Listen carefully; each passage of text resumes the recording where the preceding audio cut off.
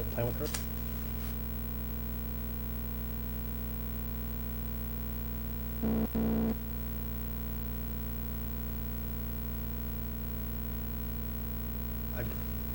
I would.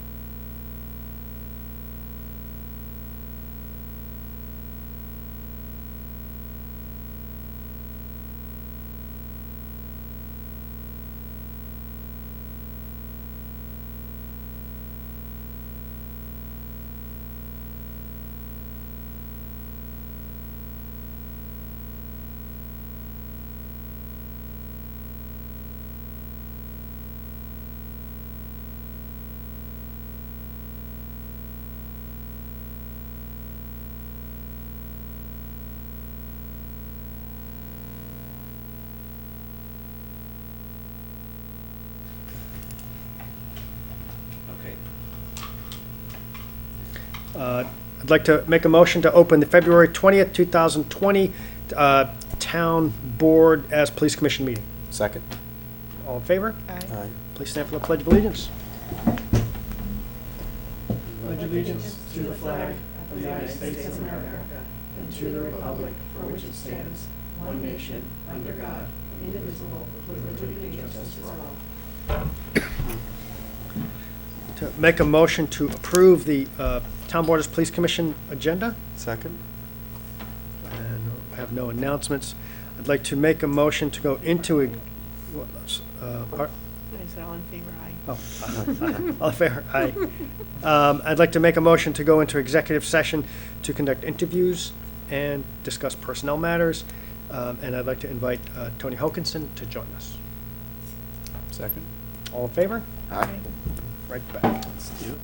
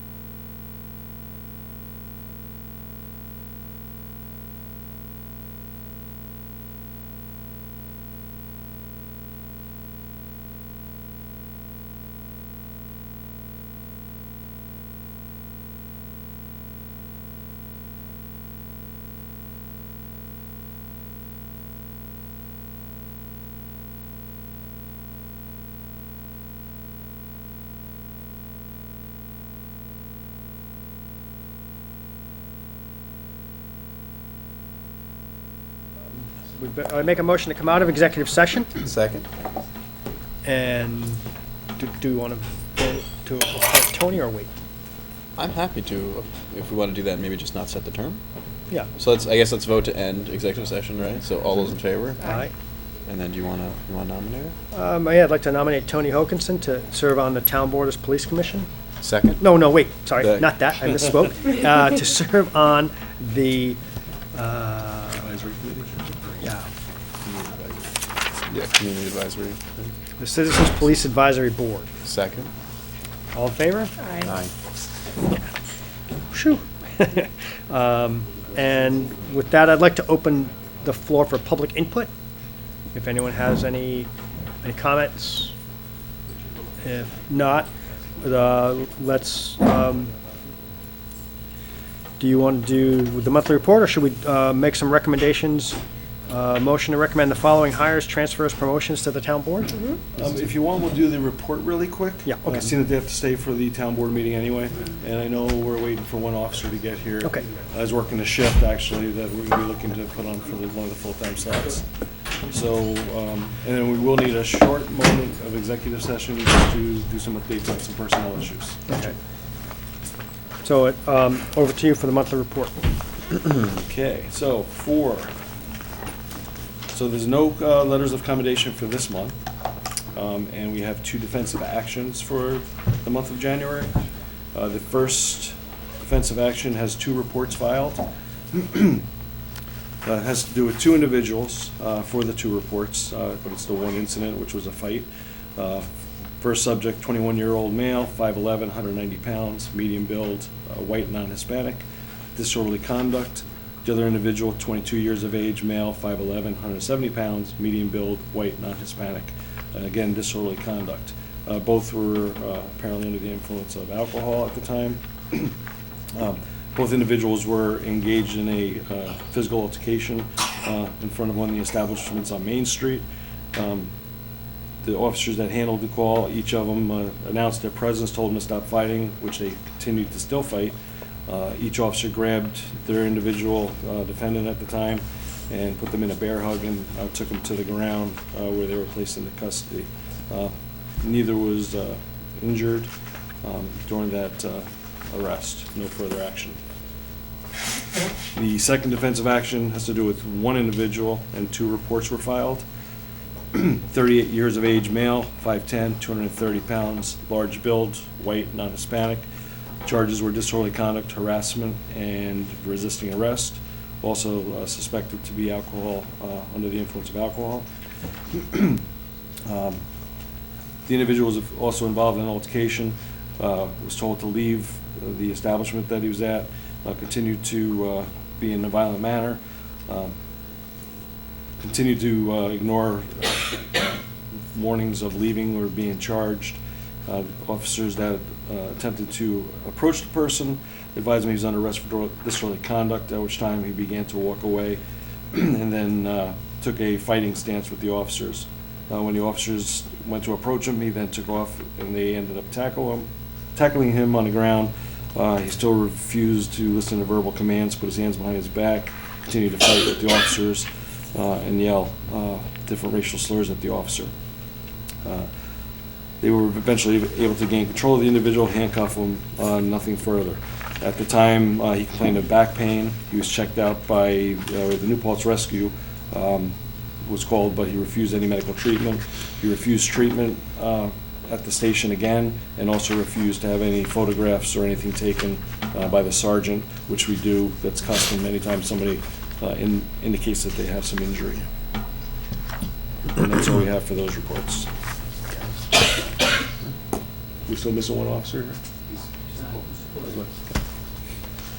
Why don't we go into executive session? Executive session, I'd great. like to- Can we also invite Lieutenant Lucchese? Yes, I'd like to make a motion to go into executive session to discuss personnel matters Second? and invite Chief Snyder and Lieutenant Lucchese. All in favor? Aye.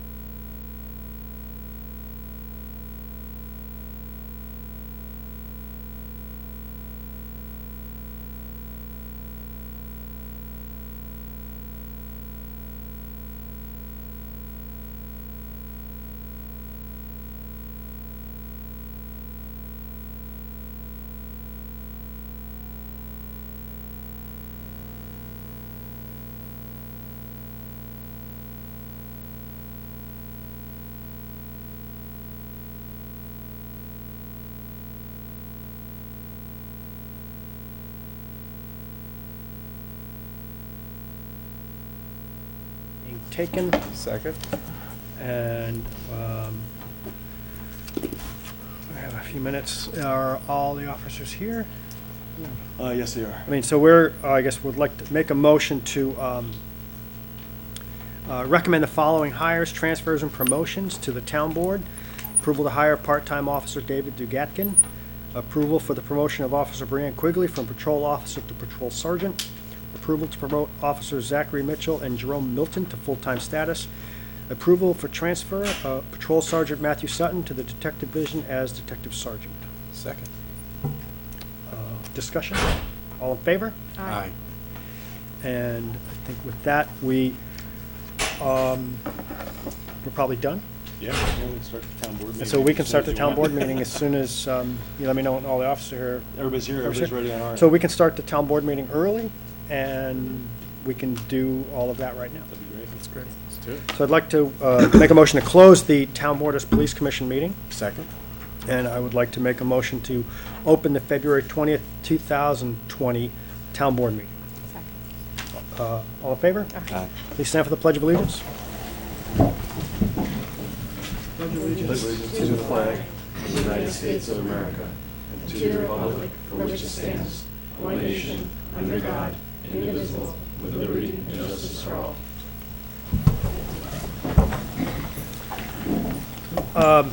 So I'd like to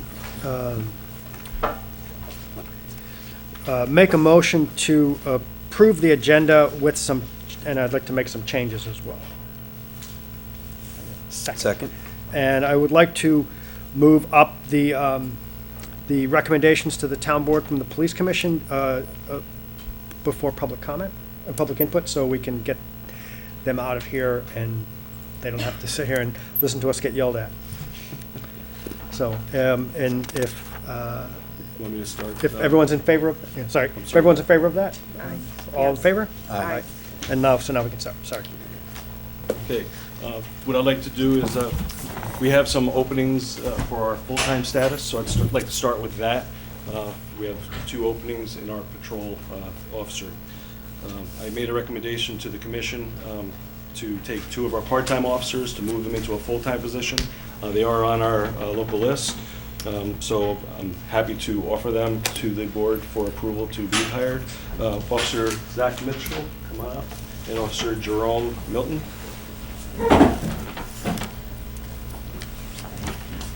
So Zach Mitchell, you may recognize both of these gentlemen. Zach's been with us about 2 years and has been part-time status with us. He's done a fantastic job. Been part of the NPPD family, and I'd like to make a recommendation for him to begin his full-time status on the 21st, which is actually tomorrow, filling in a vacant shift. So we'd like to have him begin that process. Then we have Jerome Milton. Jerome has been with us about 6 months now. Got that about right? A little more? A little more. Okay. I blink and another year goes by. So he's been with us. He's doing a fantastic job. We brought him on part-time. Grew up in our community. He's been a great asset to us. And again, part of our family. And we'd like him to also begin a full-time status with us. And his date would be effective February 24th, which is Monday, 2020. Great. Well, yeah, I'd like to make a motion to approve the promotion of Officers Zachary Mitchell and Jerome Milton to full-time status. Second. Discussion. All in favor? Aye. Congratulations. Congratulations.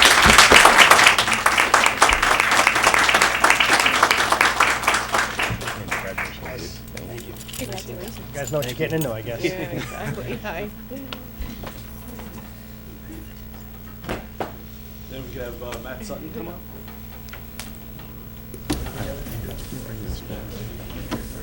Yes. Yes. So Sergeant Matt Sutton, he's been our night supervisor for 5 years. Was promoted in 2014. Before that, he was in our detective division for about 2 years. He started with our agency in 2008. Been a phenomenal asset to our agency when he was a detective and obviously as our night supervisor. We'll miss him on the nights, but I'm sure there'll be, his shoes will be filled with another one coming in. He's taking care of that training now, but we'd like to make a offer to the town to move him to the detective division as our detective sergeant to oversee that division. So I'd like to make a motion to transfer Patrol Sergeant Matthew Sutton to Detective Division as Detective Sergeant. Second. Discussion? All in favor? Aye.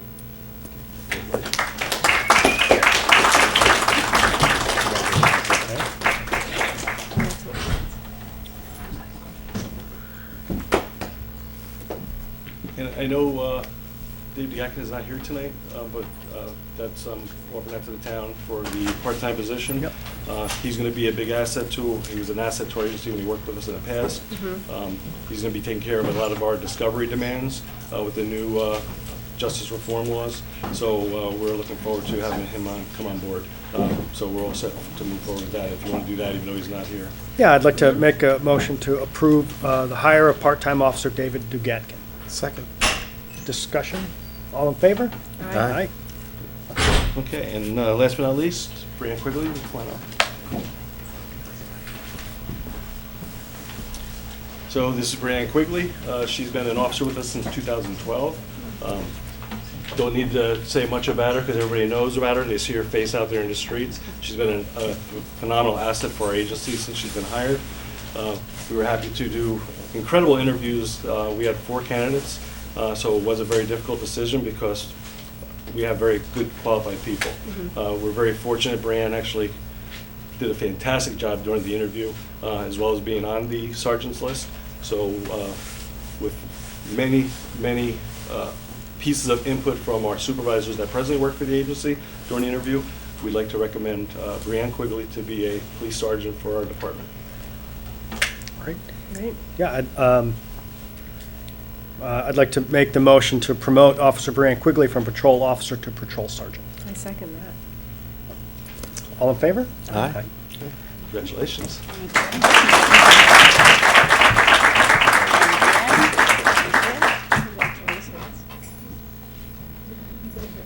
So I do have one thing, seeing that usually we do swearing in at these, don't go away yet.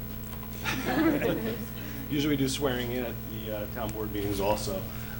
We're unable to do that, seeing that our clerk is not here tonight. So they all will be going in to get sworn in either tomorrow or Monday. But in the meantime, I wanted to present her with her sergeant's shield. And you'll get your ID and everything after you begin that on Monday, but congratulations. Thank you very much. So you get everything else soon.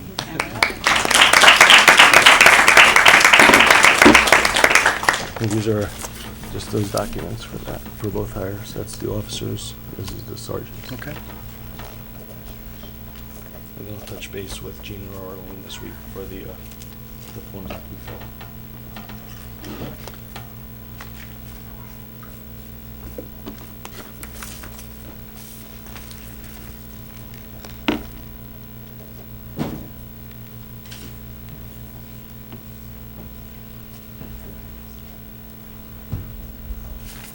Great, well, Thank you.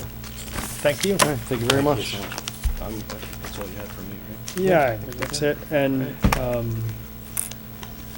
so it's 7 o'clock, I guess we will open the, Public input. yeah, well, Very so, much. Thank you guys all. so Congratulations. I think we're gonna start with, we're gonna open the public, or continue Yep. the public hearing for the critical environmental areas, and so we have, we'll let people, we'll take a break for a few minutes and let people walk out.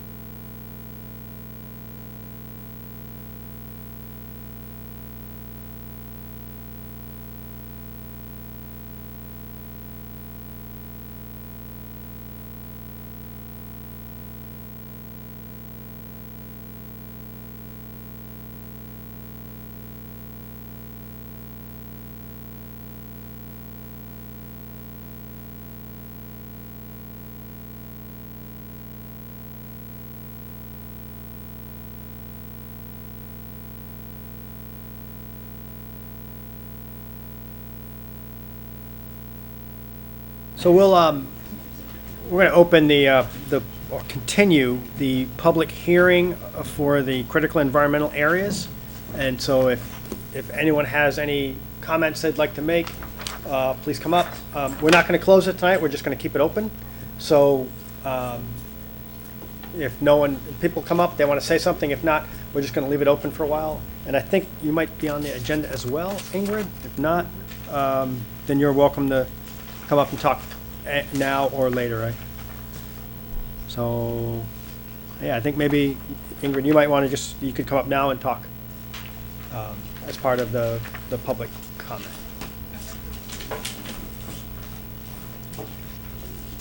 And you're welcome to sit at the table if that's easier for you, or stand there, or whatever you would prefer. What's easier? That's whatever's easiest. Come take a seat. Why don't you do that? There you go. Huh? No, that's okay. Hi. How are you? Good. Is the mic okay? Good. All right. Well, good evening, members of the town board. I'm Ingrid Heckel, chair of the New Paltz Environmental Conservation Board, and I'm a resident of Plutarch Road. I trained as a biologist and geographer, and I've worked for the last 9 years in the field of conservation and environmental planning in the Hudson Valley. New Paltz is endowed with some exceptional and unique environmental features, including globally significant forests and regional wildlife corridors, high-quality wetland complexes, and habitats for threatened and endangered wildlife. We're in the midst of a biodiversity crisis and a climate crisis, as you've recognized, that threatens the life as we know it. The land use decisions we make today will have lasting impacts on natural areas in New Paltz and the numerous benefits they provide our community. At the last public hearing, I presented this proposal for establishing 6 critical environmental areas, which is a designation under SEEKR that allows the town to recognize areas with exceptional or unique environmental characteristics. And we heard some very supportive comments on that proposal at the last meeting, as well as some concerns since then about how this designation might affect private property rights. We encourage everyone to go and read the CEA proposal, which is not very long, or the FAQ document, which are both on the town website on the environmental conservation page. You'll see that the CEA designation does not affect construction of a single-family home, additions, minor accessory structures like garages or swimming pools, among other things. In short, it doesn't affect the vast majority of property owners and the typical activities they might undertake on their land. For those who might want to subdivide or do some other type of project already subject to environmental review, the planning board would need to consider on a larger scope how the project might impact a CEA. And the bottom line is CEAs do not protect land or prevent development. They do not take away any rights of property owners. They simply require consideration of potential impacts as part of a broader environmental review. Now, we've heard the concern that this may nonetheless create a burden of proof for applicants because the planning board won't know how to judge possible impacts of a CEA. But the planning board has access to a lot of existing information and maps and guidance that can be used to assess projects in these areas. In addition, New Paltz just received a grant to compile a townwide natural resources inventory that will be published as easily accessible online maps. You'll be able to zoom in to a parcel and turn on the different map layers to see what is already known in that area. And that, together with the scope of any proposed new development, could be used to determine whether additional information is needed or not. And for small actions, most small actions, we believe, the likely result will be that no further study is needed. Larger projects, which already require a SEEKR assessment, could include relevant habitat information tailored on the specific features and areas of concern in that CEA. Now, hypotheticals are hard to judge, so we did some research to find out how CEA designation is actually impacting or has impacted project review in 2 nearby towns, Hyde Park and Shawangum, which have had CEAs for about 15 and 30 years respectively. Neither of the planning board chairs I spoke to from those communities said that CEA designation had been the basis for a positive SEEKR declaration, nor that it had resulted in a burdensome review process. Rather, they said the CEA designation resulted in a deliberate focus on the particular resources of concern in that area that might be impacted, and together with other considerations like protected species habitat, wetlands, or steep slopes, helped guide developments to reduce impacts. Back to our proposal, we've heard the argument that New Paltz's SECRA process is already rigorous enough, and that our local laws regulating wetlands and watercourses, floodplains, and steep slopes provide enough regulation in the town. Our local laws are robust, but they are currently applied parcel by parcel, project by project, without requiring consideration of the broader ecological context. Without CEA designation, there's no specific requirement or opportunity to consider the bigger picture during environmental reviews. And of course, we all know that wildlife do not limit their habitat to 100-foot buffers generally and things like of that nature. So our current regulations do not affect many of the types of features and issues we're talking about in this proposal. We have heard concerns that CEAs will somehow stifle commercial growth and impact the tax base. However, the only proposed CEA that overlaps a business or industrial zone is the Swartikill Wetlands area along Route 299 near Ohioville Road. We delineated that CEA to include a 300-foot buffer zone around the wetlands, and within the business and industrial zones, however, the buffer area has already been, for the most part, developed, with the exception of 7 acres owned by Central Hudson and a ½ acre of land on North Ohioville Road. Note that the remaining CEAs are in residential zones, 70% occurring in the A3 zone, and based on this, and recalling that CEA designation doesn't prevent or restrict development, we contend CEA designation will have no measurable impact on potential commercial or industrial development in the town, and by that measure on the resulting tax base. And by another measure, a lot of people are drawn to New Paltz for our beautiful landscapes. A lot of the tourism activity that generates is because of these CEAs. We furthermore note that the highest concentration of CEAs in New York are in the most developed areas of the state, Westchester and Long Island. These continue to be the fastest growing areas of the state, and there's no evidence that CEAs are slowing things down. Rather, that the CEA designation is more likely to occur in communities that have already experienced some undesirable environmental impacts from development. Wouldn't it be better for New Paltz to plan proactively for the future of our greatest natural assets? Which brings me to the areas we have proposed. We've heard concerns that the proposed areas are too large. The CEAs are large because the natural areas themselves are large, which is part of why they're so exceptional. On this question, I reached out to John Nolan, professor of law and founder of Pace Land Use Law Center. He pointed out there's nothing in the SECRA regulations saying that CEAs should be small. In fact, he said the types of criteria in the regulations for CEA designation would tend to suggest that CEAs should be large. Lastly, and perhaps of greatest concern to the ENCB, we've heard the argument that, with the exception perhaps of the Ridge, the other proposed areas are neither that unique nor exceptional, and thus should not be designated CEAs.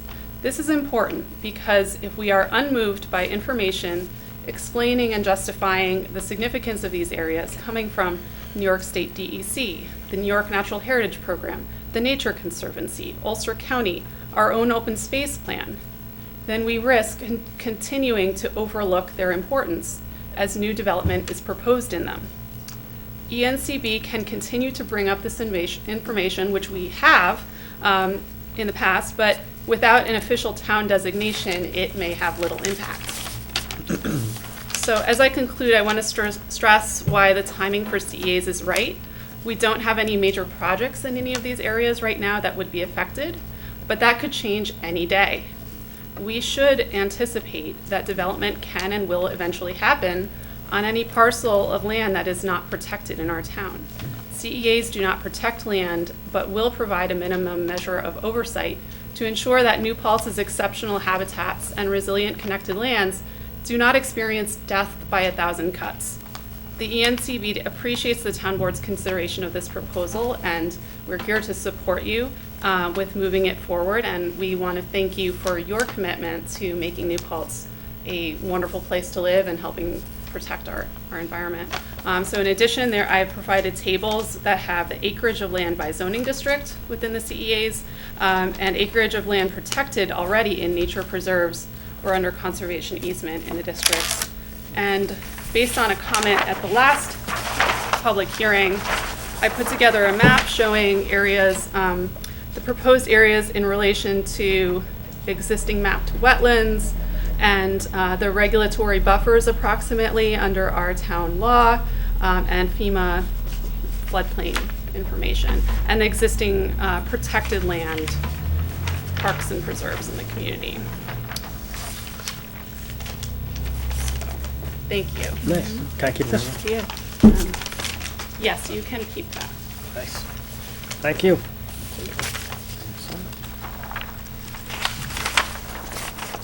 And I'll leave these for other members. Yeah, They're not here, so we'll just give it to them and put them in there. thank you.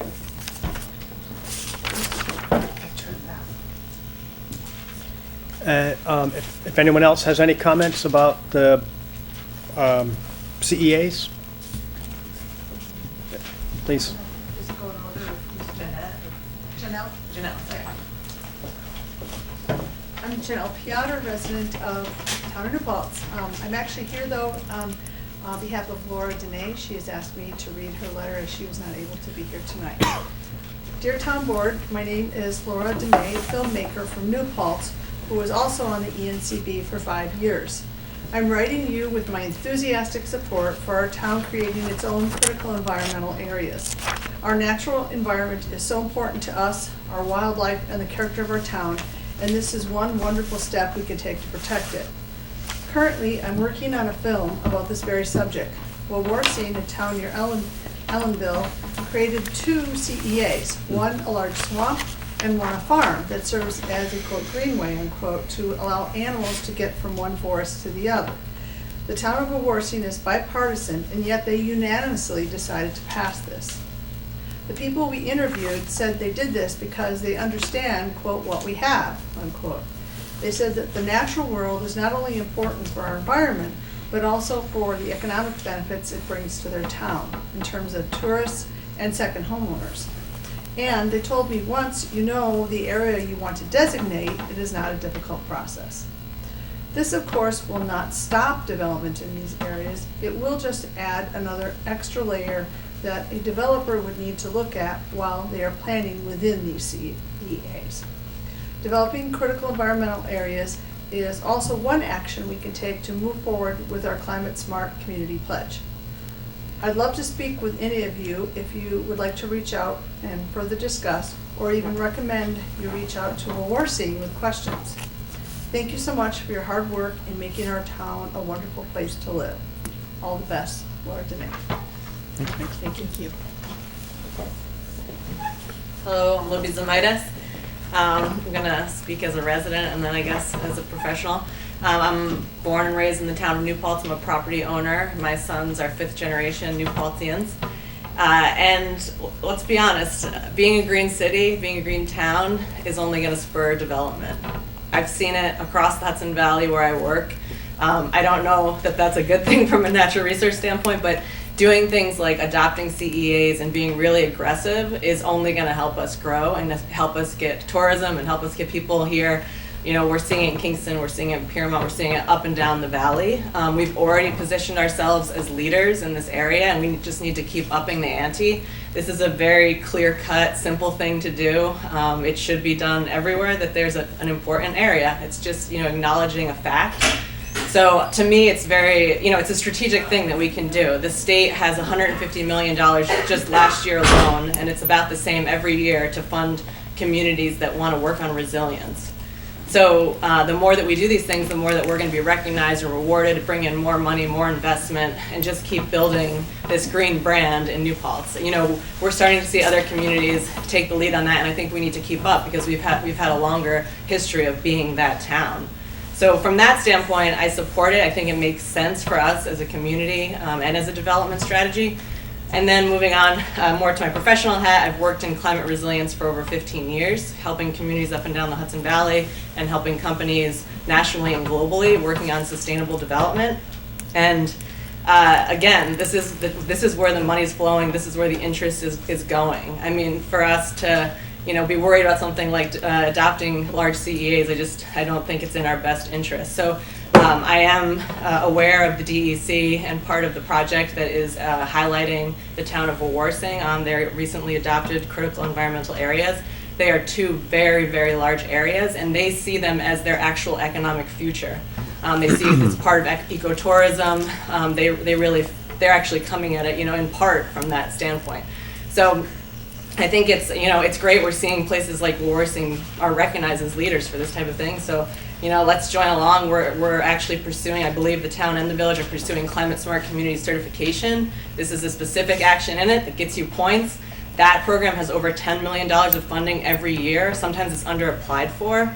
So let's just have this be one of many steps that we're pursuing climate resilience, ecological resilience. We're getting state funding, and we're really building like the New Paltz green town where everyone wants to be, everyone wants to live. So, thank you. Thank you. I can't see the list, but is anyone else on there? Mary- Oh, no. I'm sorry. I thought You for just had public sign comment? in. Oh, no, Taking that's notes. fine. Very good.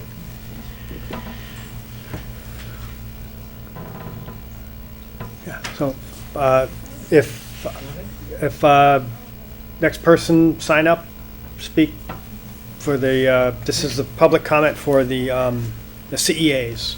Yes, I was made aware that I can make a public comment tonight, and my name's Eric Perlman. I'm a resident of the town of New Paltz. And I wanted to voice my support for CEAs. It makes sense to me that the town and village would designate these valuable areas in advance of people considering development, because our innate natural resources in our community are special and unique. I know people have voiced a concern that these areas are too big, but they represent a resource that is valued for not only the flora and fauna that is disappearing in our climate crisis, but for our enjoyment and our benefit. So I just wanted to make my voice heard that this seems like a very practical and important move for our community. And that's all I wanted to say. Thank you. Anyone else? And if is anyone else, please come up. If not, we're going to keep this open so people can come every 2 weeks. And we'll see you in 2 weeks. If no one else has any comments, we'll move on to we'll make a motion to leave this open, and we'll open the floor for public comment about any other issues, if anyone would like to make any comments about other issues, water meters. If not, No issues in the. if I can't believe it, I'm giddy after 2 weeks ago. So with that, I'll quickly close public comment, and I'd like to make a motion to approve items 3A through 3D on the consent agenda. 3A through E Yep. on the consent agenda. Second? All in favor? Aye. Aye.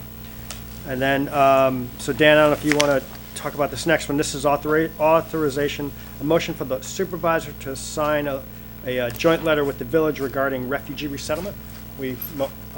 So, I know our village colleagues jumped the gun. They jumped the gun, but Yeah. the town board hasn't signed it yet. But, So I apologize, I was not able to make it last meeting for that and for other things. But just a quick overview, there was a recent executive order by President Trump which requires communities to opt in for even the possibility of accepting refugees within their communities. Just as some background context, We did this already. We had a resolution, and I think it was December of 2016, essentially saying that this was something we were supportive of, and that was something we did proactively on our own. Due to the November election that year, that resettlement never took place. But now there is this executive order in place which makes this a requirement. That's actually being challenged through the court system presently about that not being a necessary requirement. But there was a number of community members who approached me saying that they were interested in this, and I can read the letter quickly, Yeah. just for people to hear. Want this paper? Even perfect, better on paper. So it says, Dear Secretary Pompeo, this letter is in reference to Executive Order 13888 on enhancing state and local involvement in refugee resettlement. In complying with this request, we feel it's incumbent upon us to educate you on the impact that the 12 refugee families and their descendants have had on their community and the United States. The town of New Paltz was founded in 1678 by French Huguenots. The word refugee entered the English language to describe the very people who established the town that we have inherited. Their early commitment to education over 300 years ago is why we are home to the State University of New York at New Paltz. And in just the last century, a few notable descendants of the original Huguenot refugees include General George Patton, W.E.B. Du Bois, Josiah Du Bois, an attorney for the Treasury Department who drew upon his own heritage as a descendant of the Huguenots when he lobbied the most famous of our New Paltz Huguenot descendants, President Franklin Roosevelt, to allow Jewish refugees into the United States during World War II. This action is estimated to have saved the lives of nearly 200,000 people. The seal of the State Department, along with most federal seals, features the motto of the United States, E pluribus unum, out of many one. Not only do we believe in the sentiment that this phrase has come to represent, but it's also noteworthy that the motto itself originates from a Huguenot. If the restrictions the current administration are imposing today had been in effect when our town was founded, our community and our nation would be at a significant loss. Per the executive order, and in keeping with the centuries-old traditions of our community and the municipal leaders of both the town and village of New Paltz, do hereby consent to the initial resettlement of refugees. So I'd like to move us to formally allow the supervisor to sign that and send that. Second? Any other conversation on that? Cool. So all those in favor? All right. Awesome. Thank you guys. Will that letter be like available for us to read at some point? Yeah, it should be on Should the be on the town town's website website. right now as a Okay. document. And- Yeah. And labeled as what? Which documents specifically? So if you go to the town website, we post like where the agenda is, various documents for our meetings, and it should be available there. And if you'd really like a copy, I think we can hand you one before you head out today. I So. could even take a picture. Okay. Awesome. Yep. No Thank problem. Yeah, we probably have, you might have one in your packet. Yep. I probably have one too. All right. So I guess the next is review of highway vehicle replacement plan, and then we have a discussion, if we want to. Chris has asked us, this is, where is this? It's the official form is, what is it? It's what's the, we have to approve this every year for the CHIPS, right? But this is the agreement for the expenditure of highway money. I thought there was a name, the name of it, but, I don't know. 284 form, that's what I'm looking for. So this is the 284 form that the town board approves every year. The highway superintendent submits a list of roads and expenditures for highway money. The town board reviews it and hopefully doesn't micromanage it. Lets the highway department do their job. But it's also a chance to have some input and some comments. And then as part of this, Chris was hoping to buy a truck with, at the end of last year, Chris sold a bucket truck and then asked the town board to buy a new one. Chris was able to get a really good deal on a bucket truck for maybe a third of the price that we thought we were going to get. And I think there's some extra money from that Chris wants to put towards this truck. And then the town board also budgeted some money, I think. Is that right, to buy this truck? There's an equipment reserve fund. So we have an equipment reserve fund that we put money in every year. And so I think we're part of that, and it's all lumped. And Chris is asking because part of the CHIPS money will also be used to buy this truck. No, Oh, no chip. no? Okay, so. No chip. Okay, so the CHIPS money is all being used for the roads, Mhm. and this is just, you know, if the town board had any discussions. We've also asked in the past that, you know, because we don't have as much experience with the highways as Chris does, it's easier for us to kind of see a bigger picture of, you know, what his plans for replacing vehicles are and, you know, how many we have. And so I asked that be included, and Chris provided it, the town board can read it. Okay. And if anyone has any questions, Chris is here. If not, you know, you know, do you want to talk about the roads that are getting repaved, or? More than repaving, we're sealing. You're sealing. Roads that we've done, hope to get 3 or 4 more years out of, which is chip seal. Right. It's on state bid, it's good price. We really don't have money anymore to resurface.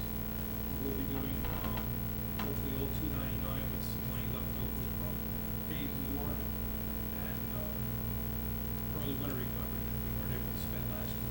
Okay. Just I've heard to get that. they're both being maybe put back into this year's budget. We're at the Association of Towns this week. Nothing's guaranteed, but There's advocacy day that the highway superintendents go up and, you know, we ask for more.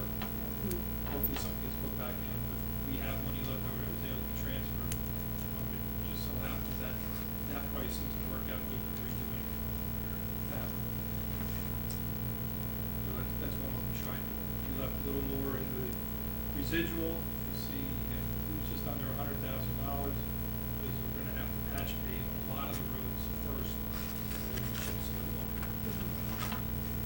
So I have a question. When you're doing that to all these different roads, when you're doing the filling and then the seal, the amount of money that's spent on patching all these sections of road year after year after year, does that still stay lower than your redoing it and having it actually survive really well for the next